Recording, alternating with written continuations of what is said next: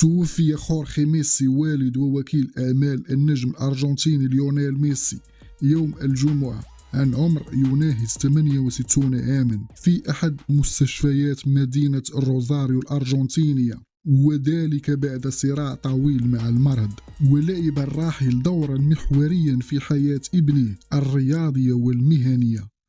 إذ كان السند الأول له منذ بداياته، وتكفل بتوفير علاجه من نقص هرمون النمو، كما رافقه في رحلته التاريخية من مسقط رأسه روزاريو إلى نادي برشلونة الإسباني. وتفسر هذه الوفاة اللحظات العاطفية المؤثرة التي شهدتها كأس العالم 2026 عندما انهمرت دموع ليونيل ميسي عقب تسجيله ثلاثية في شباك المنتخب الجزائري، حيث صرح حينها بأن بكاؤه